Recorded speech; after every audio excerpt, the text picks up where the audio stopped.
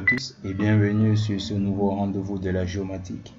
Je suis Steve et aujourd'hui nous parlerons de système d'information géographique à travers le module 1.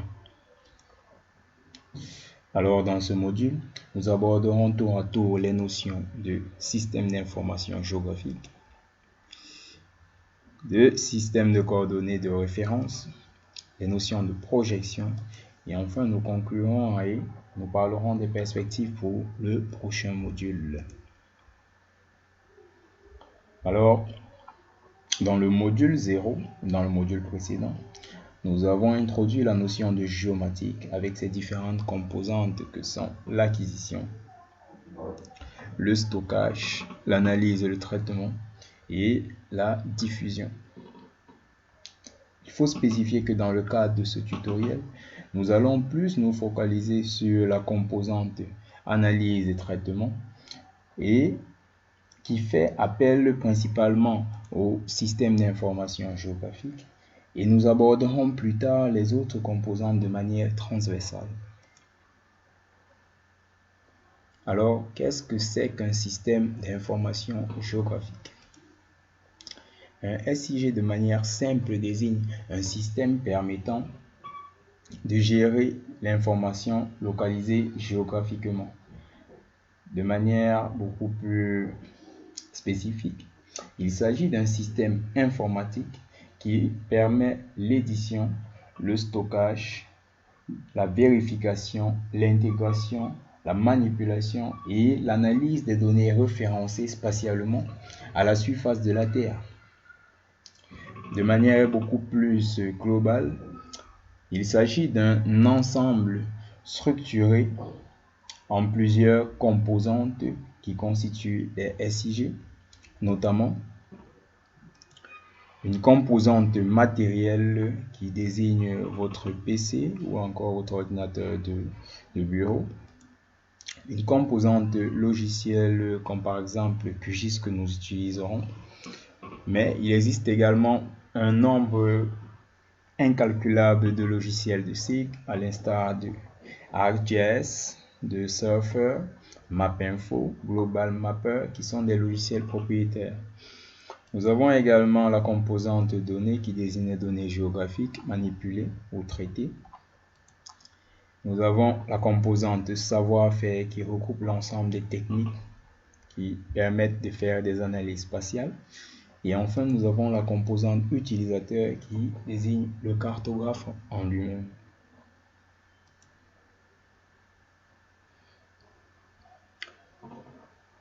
Maintenant, nous allons parler de système de coordonnées de référence. Mais avant d'aborder cette notion, il est important de savoir ce que c'est qu'une coordonnée. Pour expliquer la notion de coordonnée, nous allons utiliser la figure ci-contre où nous allons nous focaliser principalement sur le point M. Donc, ici, vous avez la Terre, ou bien cette sphère qui représente la Terre, et nous avons un point M qui est dans l'espace. Alors, si nous observons clairement ou bien de manière attentive ce point M, nous verrons que ce dernier est constitué de plusieurs paramètres qui sont la longitude, qui désigne l'angle entre le méridien d'origine et le méridien du point M. Nous avons également phi qui désigne la latitude, qui est également un angle qui plutôt est compris entre le plan de l'équateur et la droite que forme OM. Nous avons également h qui désigne la hauteur ellipsoïdale avec respectivement phi et lambda qui s'exprime en degrés, en grade ou encore en radian, tandis que HL s'exprime en unité métrique. À partir de cela, on peut dire qu'une coordonnée désigne un ensemble de plusieurs paramètres qui permettent à tout objet d'être localisé géographiquement à la surface de la Terre grâce à un référentiel spécifique nommé système de coordonnées de référence. Il est important de noter qu'un même point aura des coordonnées différentes selon le système de coordonnées choisi. Maintenant, on a pu en déduire que un système de coordonnées de référence désigne un référentiel généralement associé à un ellipsoïde qui est utilisé pour mesurer des coordonnées. Alors, il existe un nombre incalculable de systèmes de coordonnées de référence qui ont été recensés par l'European Petroleum Survey Group, qui a attribué à chacun d'eux un code spécifique.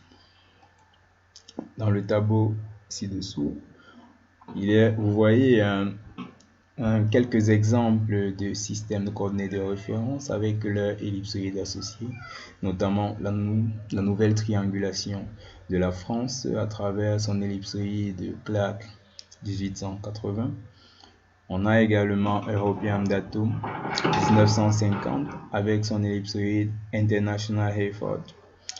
On a également le fameux WGS 84 avec son ellipsoïde associé IAG GRS 80. Maintenant que nous avons un bref aperçu de la notion de SCR, nous allons parler de projection. Alors, qu'est-ce qu'une projection? La notion de projection a apporté une solution à la problématique rencontrée par l'ensemble des géographes et cartographes au début du XVe siècle, à savoir comment transposer la réalité géographique 3 dimensions sur un plan en 2 dimensions. Alors, pour expliquer cette notion, nous avons d'une part une sphère divisée en un ensemble de méridiens et de parallèles, et d'autre part, nous avons une carte. Il est important de noter avant tout que tout point à la surface de la Terre est à l'intersection d'un méridien et d'un parallèle. Ce système de repérage peut être transposé sur une carte plane sous forme de repères orthogonal où l'on pourra relever par exemple sur la sphère quelques points qui caractérisent l'objet A et transposer ces points sur une surface plane où l'on pourra localiser effectivement notre objet A. À partir de là, nous pouvons dire qu'une projection désigne la fonction mathématique qui permet la transformation des coordonnées géographiques phi et lambda en coordonnées projetées ou encore planes x et y, avec respectivement x et y qui s'expriment en unités métriques. Par la suite, on a pu distinguer 3 familles de projections en fonction de leur mode d'acquisition, notamment les projections cylindriques, à l'instar de la projection de Mercator, les projections coniques, comme celle de Lambert, et les projections azimutales ou encore planes, à l'instar de celle de Chamberlain. Il est important de noter qu'aucune carte ne peut conserver ces distances sur toute l'étendue de la carte. C'est la raison pour laquelle vous observez à ce niveau les différents méridiens qui ne sont pas parallèles. Alors, en fonction de ces propriétés, on a pu distinguer plusieurs types de projections, à l'instar de des projections équivalentes qui conservent les surfaces, à l'instar de celle de Peters. On a également les projections conformes qui conservent les angles, à l'instar de celle de Mercator. Et enfin, les projections aphylactiques qui ne sont ni équivalentes, mais qui sont conformes. Et qui ne sont ni équivalentes, mais ni conformes. Désolé. Mais qui peuvent être équivalentes dans certaines conditions, à l'instar de la projection de Robinson. En conclusion, que peut-on retenir?